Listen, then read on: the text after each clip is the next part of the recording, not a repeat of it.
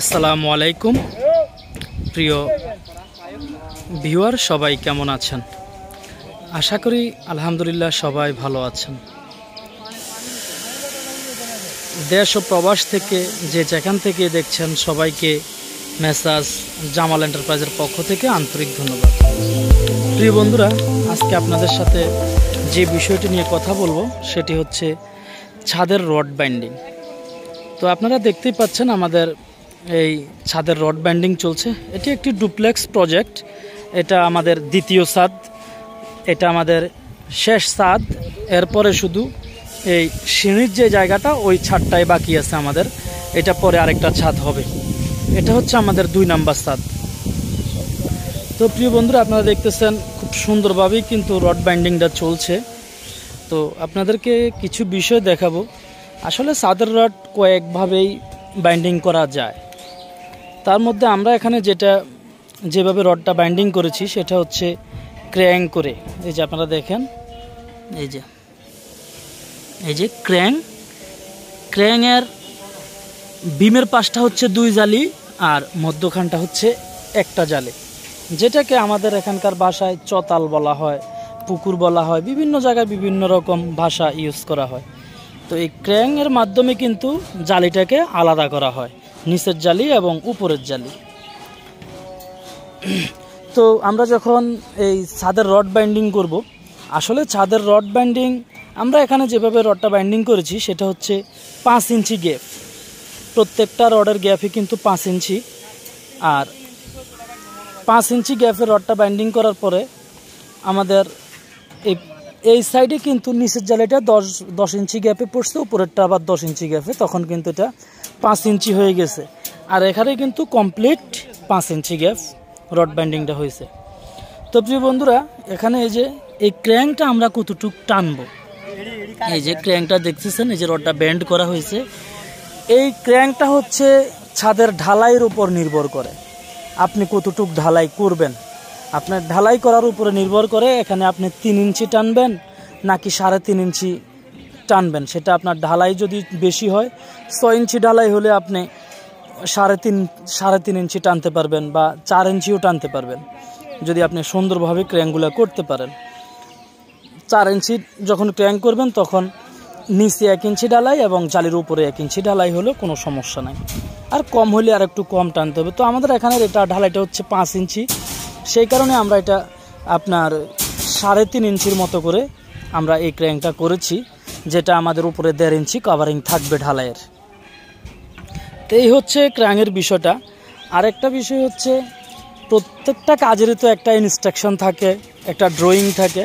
তো আলহামদুলিল্লাহ আমাদেরও একটা ভালো ড্রয়িং আছে, আমরা কিন্তু সেই ড্রয়িং অনুযায়ী কিন্তু কাজটা করতেছি।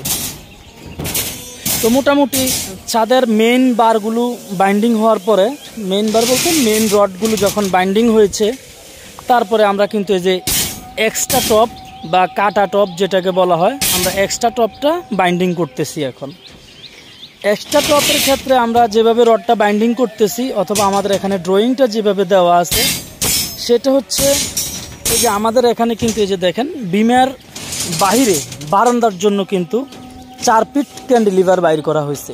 4 ফিট, এই 4 ফিট ক্যান্ডিলিভারের ক্ষেত্রে আমরা এখানে মেইন রড বাইন্ডিংয়ের পরে আমরা এখানে এই যে 12 মিলি বা 4 সুতা রড দিয়ে কিন্তু ডাবল করে এক্সট্রা টপটা দিচ্ছি, যাতে করে আমার ক্যান্ডিলিভারটা কোনো কারণে হ্যাঙ্গিং না করে বা কোনো ধরনের ক্রেক না করে। সেজন্য কিন্তু এখানে 4 সুতা ডাবল করে আপনার টপ রড দেওয়া হচ্ছে। তো টপ রড দেওয়ার ক্ষেত্রে এখানে আরও একটা বিষয় আপনাদেরকে আমি বলে রাখি, আমরা যখনই এই বারান্দা অথবা যে কোনো কাজে আমরা বিম থেকে ছাদটা বাইর করব, যেমন আমরা এখানে 4 ফিট বাইর করেছি, তো আমরা যখন টপ রডটা বাইন্ডিং করব, বিম থেকে বারান্দার দিকে যদি 4 ফিট যায়, আমরা চেষ্টা করব কমপক্ষে বিম থেকে রুমের দিকেও যাতে 4 ফিট দিতে পারি, তাহলে লোডটা ক্যালকুলেশনটা ভালো হবে।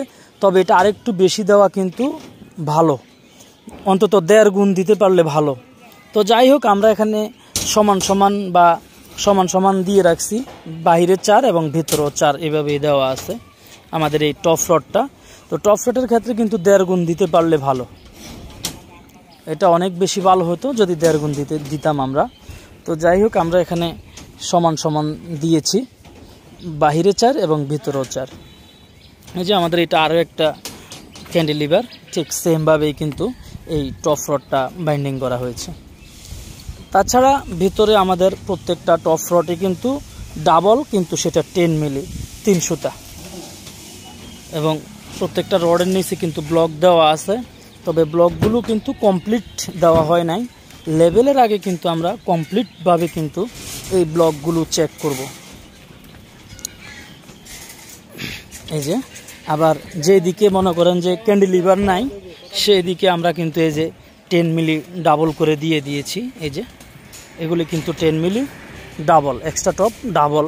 শুধু বেশি করে ক্যান্টিলিভার যেটা বের করা হয়েছে, ওখানে কিন্তু আমরা 4 সুতা ডাবল টপ ব্যবহার করেছি। এই যে এগুলি বারান্দার জন্য। তো প্রিয় বন্ধুরা, আমরা এই ছাদের রড বাইন্ডিংয়ে আজকেই শুরু করেছি। তো শুরু করার পর মোটামুটি আমাদের রড বাইন্ডিংটা এখন টপ রড বাইন্ডিং চলতেছে। আশা করা যায় আমাদের ইনশাল্লাহ ছাদের রড বাইন্ডিংটা আজকেই শেষ হয়ে যাবে। তো আপনাদেরকে এই ছাদের আরও একটা কাজ আমি দেখাই। তো প্রিয় বন্ধুরা, এটা যখন 100% রড বাইন্ডিংটা হবে, তখন আমি আপনাদেরকে আরও একটি ভিডিও দেব, তখন আপনারা আরও ভালো করে বুঝতে পারবেন। এই যে আমাদের এই জায়গাটা থেকে এই জায়গাটা কিন্তু ডাউন আছে, এটা হচ্ছে রুম, আর এটা হচ্ছে সিঁড়ির ল্যান্ডিং। এটার সাথে সিঁড়ির ল্যান্ডিং আসবে এখানে। এই যে আমাদের সিঁড়ি শাটারিংটা চলছে, এই যে এখানে একটা রাউন্ড সিঁড়ি হবে, শাটারিংটা চলছে, এখন বন্ধ আছে শাটারিংটা। আমাদের নিচের লেয়ারটা কিন্তু আমরা আগেই ঢালাই করে ফেলেছি। তো এখানে এসে আপনার ল্যান্ডিংটা রেস্ট করবে, সেজন্য সিঁড়ির ঢালাইটার সাথে এই ঢালাইটা, চকির ঢালাইটা একটু বেশি হবে। আমাদের এখানে সিঁড়ির ঢালাইটা হচ্ছে 8 ইঞ্চি, এটা একটা স্পাইরাল সিঁড়ি, কোনো কিছুর সাথে টাচ নাই, সেজন্য ঢালাইটা বেশি। তো আমি যখন সিঁড়িটা শাটারিং করব এবং রড বাইন্ডিং করব, তখন আপনাদেরকে আমি একটু বুঝিয়ে দেব। তো এই জন্যই আমাদের এই জায়গাটা মেন ছাদ থেকে এটা ডাউন, সুতরাং এখানে 8 ইঞ্চি ডালাই, আমাদের মেন ছাদটা 5 ইঞ্চি ডালাই। তো তখন আমাদের এটা মোটামুটি টপটা লেভেলে চলে আসবে। আর এদিকে কিছু লুবার করা হয়েছে, এটা একটা ডুপ্লেক্স বাড়ি। এই যে লুবারের বোর্ডগুলো লাগানো হয়েছে, এগুলি কমপ্লিট করা হয় নাই। রড বাইন্ডিংটা কমপ্লিট হলে এগুলি আমরা ইনশাল্লাহ কমপ্লিট করে ফেলব। তো প্রিয় বন্ধুরা, আমার এই ভিডিওটি কেমন লেগেছে, ভালো লাগলে অবশ্যই শেয়ার দিবেন, এতটুকুই আশা করি। তো সবাই ভালো থাকবেন, সুস্থ থাকবেন, দেখা হবে নতুন কোনো ভিডিওতে। আসসালামু আলাইকুম।